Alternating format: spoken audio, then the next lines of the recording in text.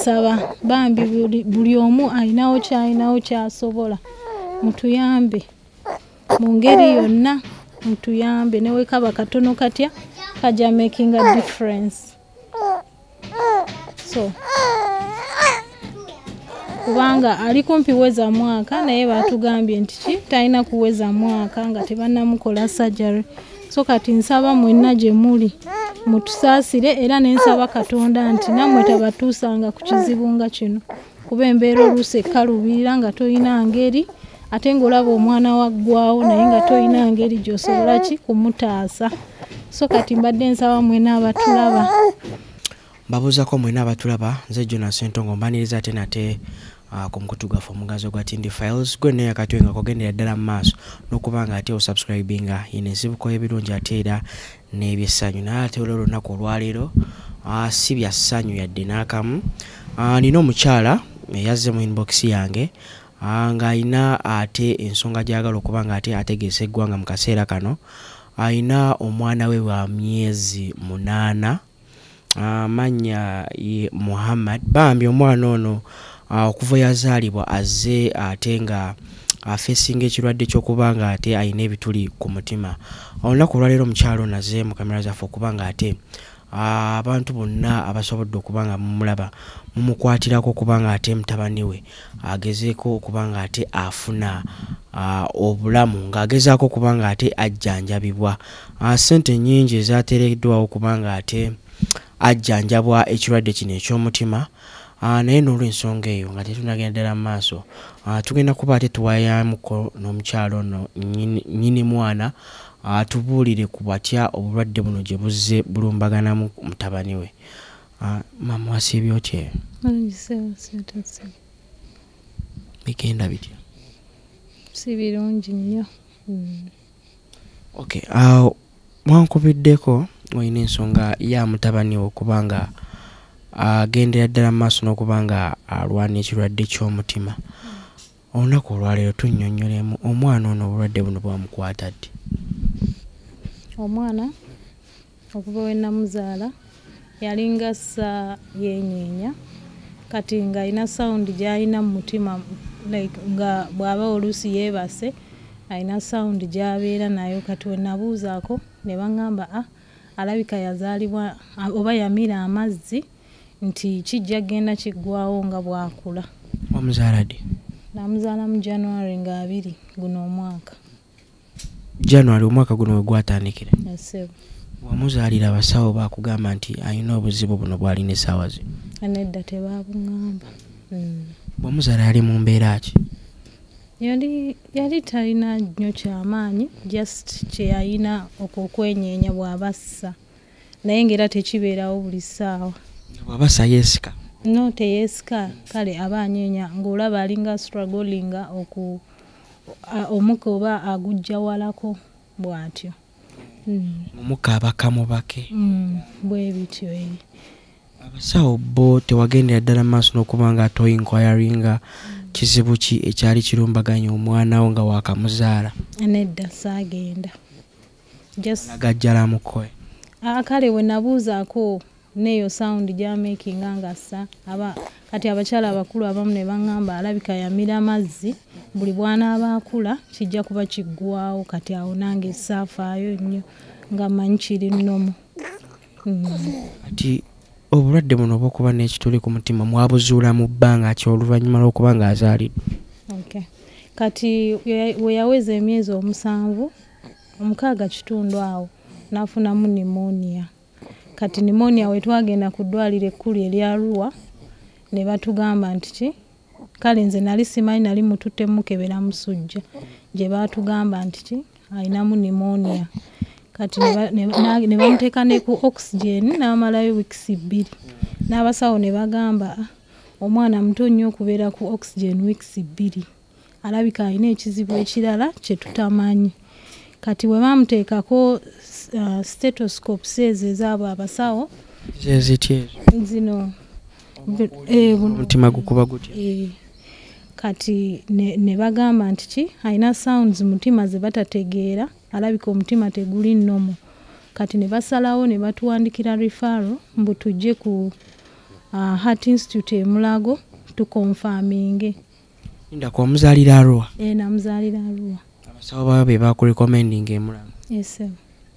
Oluvannyuma ne musibula okuva Arua ne mudde e Mulago. We twasibula Arua twabeerako ewaka 2 days ne tujja e Mulago. Kati e Mulago we twatuuka ne balyoka bakatutema we bakola eco report ne bagamba ebyaddala omutima si mulamu mulimu ebituli 2. We babagambira ebyo oluvannyuma lw'ebbanga lyonna myezi 6-7 awo. Yali awezezza 7 kati awo. Kati ate we twatuuka e Mulago ne bagamba ebituli 2 ne batugamba tuze late singa twajja tannaweza myezi 6 basobola okukikolako. Naye kati engeri gye tuzze nga awezezza 7 tuli late already kiri mu kuleeta pressure ku mawuggwe. So kati bo tebasobola kisobola tulina genda India. Wali obeera Arua? Gye mbeera Arua. Taata w'omwana naye gyali? Gyali Arua. Kitegeeza kati wano mwajjawo nga mufuna bujjanjabi bwa mwana? Nakulira wano kati era okuva eri najja waka.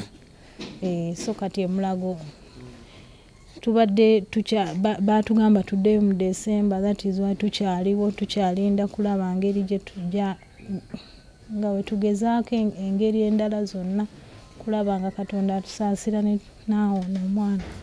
Kati omwatuuka mu Heart Institute biki ebimu ku bye babagamba ebyali bigenda ddala mu maaso n'okuba nga ate bisumbuwa omwana oggyeko okuba nga ayina ekituli ku mutima? Nga bwe twatuukayo kati bo ne bakebera era basooka kumbuuzaawo era ebibuuzo nga tebannamukola tests eza echo. Kati ne mbaddamu nga bambuuza ayonka, akola atya, alya, byonna ne mbibaddamu bulungi. Kati ne balyoka bakola ki? Bamuteeka ku echo. Echo yeebeera etya? Echo eringa scan naye nga kyuma ekikebera omutima. Kikyuma kiri special kikebera mutima ate kiri ku Heart Institute wokka. Bamukebera bulidde?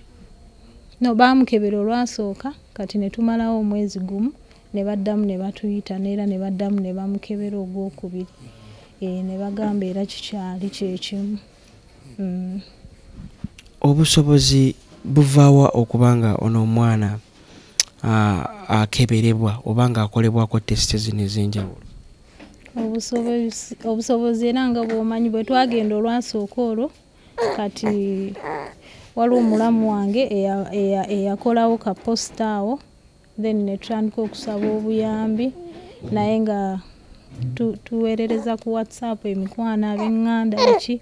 So kati nga batuyamba batusuulirirawo ku ssente entonotono awo then nga ze zituyamba kati ze zikyatuyamba naye era kale era at least kisingako obutaba nazo naye nga ezo entono ze batuwa kati ze tusinga okutambuza okutuyamba naye ng'era nga bw'omanyi embeera era ziba tezimala naye twebaza Katonda mbu era kati era akatono akaliwaako okusinga obutabeererako ddala abantu ke bazze batuwa. Kati omwana ye abeerawo atya like takusumbuwa obulamu bwe bweyagaza ng'abaana abalala? Nedda omwana yasumbuwa ate naddala ekiro tetwebaka. Ekiro teyeebaka aba akaaba yekyusakyusa bw'atyo kati era n'omusawo e Mulago yatugamba ekiro agenda beera discomfort nnyo agenda beera nnyo ne discomfort mostly ekiro. Ekiro ekyo teyakitunnyonnyola omusawo. Ye muli teyabanyonyola nti omwana talina kulumizibwa kwa njawulo kwalina munda mwe? Yatugamba bugambi pressure eri mu kujja ku mawuggwe. So n'atugamba nti nno emisana tajja kuba na buzibu naye kati ekiro wagenda osinga okuwulira pressure eyo era obulumi maybe bujja kubaawo butono naye nga teyakitunnyonnyola. So kati engeri gy'abeeramu ekiro era nange embeera ndaba like ayinamu obulumi obutonotono munda omwo. Abeera atya ekiro? Abeera akaabakaaba kati bw'omusitula bw'oti nga ku mukono ng'asirikamu abanga eyeebase bw'omuzzaawo amalawo like 10 minutes n'azuukuka neera n'abeera nga kale talina mirembe bw'atyo. Ate endya ye ekya feeding alya? alya naye si nnyo si bulungi nnyo era nga normali ng'omwana normali emyezi gye gy'alina okuba nga alya talya bulungi era oluusi oyinza n'okuba omuwa ekyokulya oba buugi oba ki alyako nga gumu ebiri n'agaana aba takyayagala kati mostly aba ayagala nnyo mabeere naye kati era amabeere essaawa eno gaba tegasobola mumala so that is why wa myezi 9 naye oyinza okugamba wa myezi nga 3 olw'okuba nga tali mu kukula normally. Obulwadde bwe bumutuusiza ku kino? Yes, sebo.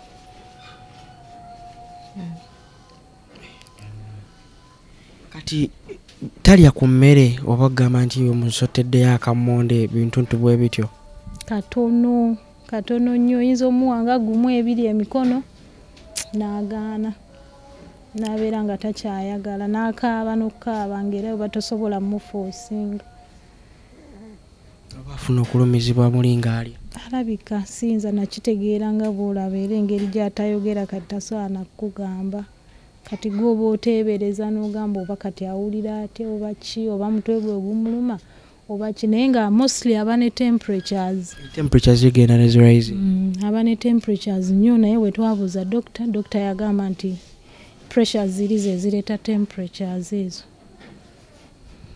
Tebamufunamuko ku ngeri ya musujjasujja bintuntu bwe bityo? Nedda era buli wazifuna mostly twakamukebera emirundi nga 3 oba omusujja ezo gundi infections naye nga temuli naye nga temperature zibaawo mostly ku mutwe waggulu wano eno then neno temperature zirisinga ne zidda ku mutwe? Zijja wano ku mutwe then neno ku mubiri eno bw'ati aba normally naye kati eno bw'ati neno ku mutwe waggulu we wasinga okwokya. Tulageko ku zimu ku bbaluwa ze bakuwandiikira mu Heart Institute.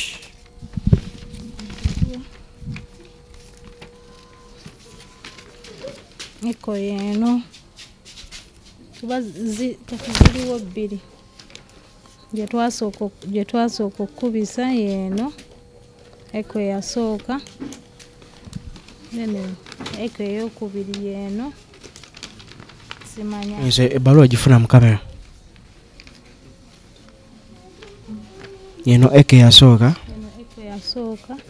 then ey'okubiri yeno kati zonna nga bazikebera zizze zifunamuko ku njawulo oba kuba bannaye n'olulimi lw'ekisawo nalwo lubuzaabuza kati muba bannyonnyola batya okutwaliza awamu? Era ey'okubiri baatugamba nti tewali nnyo njawulo kyamaanyi era still ba emphasizinga ne bagamba omwana ye yeetaaga surgery mu bwangu baatugamba talina weza 1 year nga tannafuna yeetaaga okulongoosebwa. Baatugamba ali ku high risk. Ng'olwo surgery egenda kuba ekolebwa waneeno mu ggwanga oba bwe? India. Baatugamba India. Olwo baasaba ssente mmeka eza surgery? Batusaba $4 million. 40 million? 40 million. Kubanga addawo bulungi.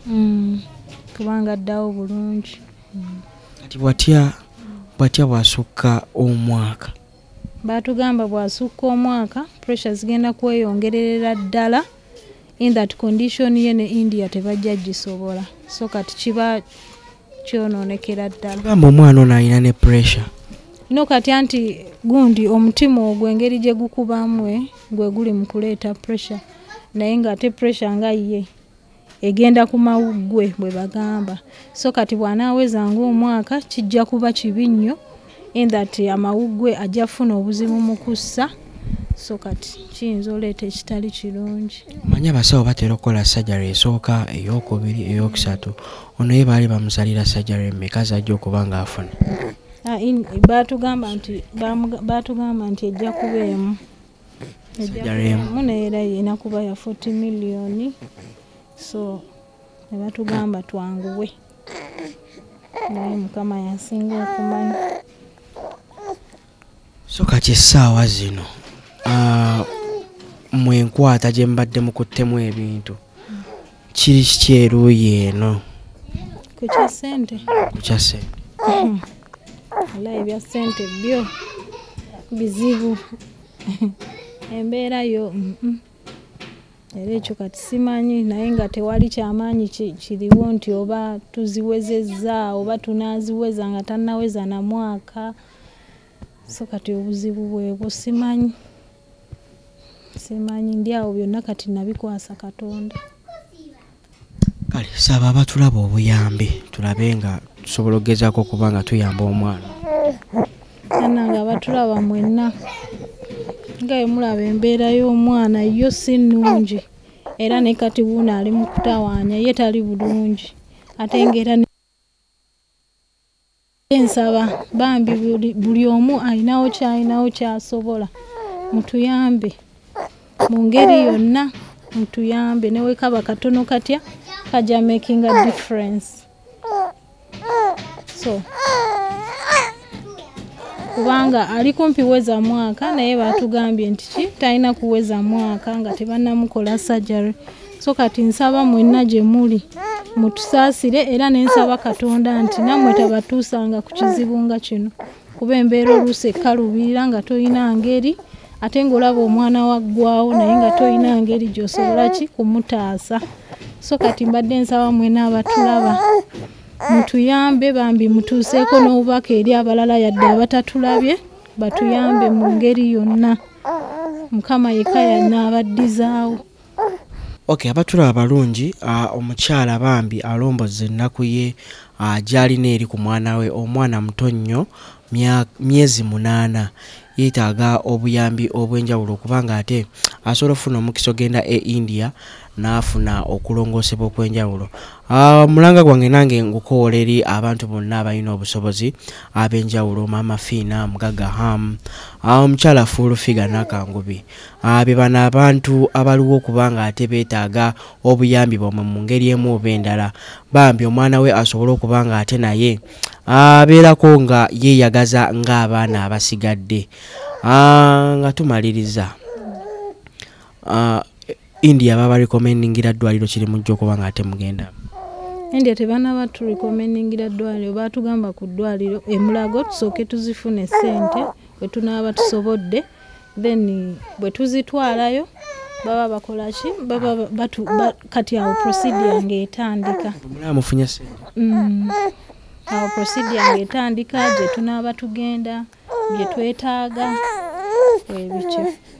Ssente muzitwala mujja zitambuza mu ngeri no sente kati zo kale tebatugamba mu ngeri ki ya kuzitambuza bagabugambi tulina genda India tufune million 4 naye ne batugamba omukisa we gunabaguzeewo ogulala gwa kale abajja mu ggwanga ne bayamba abaana okubalongoosa bajja kuba bagezaako naye ne batugamba si guarantee sinti buli mwana baba bamukolako era nabo we bajja batunulira files ne bamanya nti ono tumukoleko kale embeera yonna gye basobola nabo gye bakwata ne bagamba ono tumukoleko no tetujja musobola bwebi so kati si guarantee nti we banaaba bazze bajja tukolako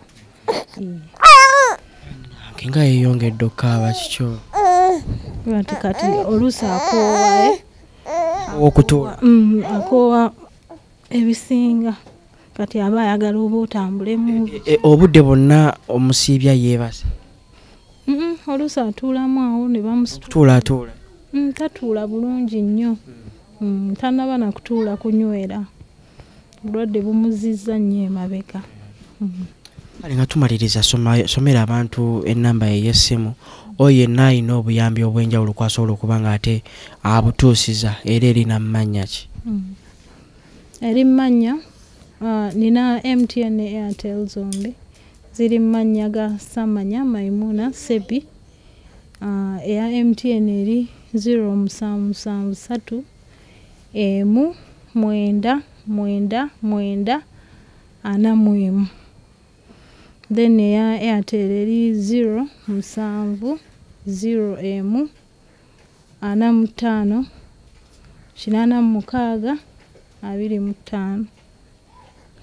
Tata w'omwana kembadde nerabidde yayogera ki ku bulwadde bw'omwana essaawa zino kuba ndaba nga ggwe akirimu okusinga? Kale we namugambako ye yagamba kati tetulina nnyo kyamaanyi kye tuyinza kukola kubeera n'obusobozi tebuliwo nnyo nti oba tugenda zifuna leero oba enkya kuba naye mwennyini talaba ngeri gy'agenda zifuna mu bwangu era ne muweereza gundi kano kaposita ke twakola n'aŋŋamba agenda naye gezaako eri okutambuza ye aliwa ali Arua yasigala gyakolera emirimu gye gyakolera ye akola mirimu era talina nnyo omulimu gw'amaanyi gwakola nti just ali mu kweyiya n'olwensonga eyo ngenda kuba ate mbasiibulira wano mulanga gutuuke eri yenna ayina kasobola okuba nga ate contributinga eri omukyalo ono asobole okuba nga ate ayamba omwana we beetaaga emiliyoni 4 okuba nga atwalibwa eyindi okulongosebwa ebituli byalina ku mutima n'olwensonga ngenda kuba ate mbasiibulira wano nze Jona Ssentongo nkoze ne Lawrence ku kamera omukutu Tindi Files mubeere bulungi mweraba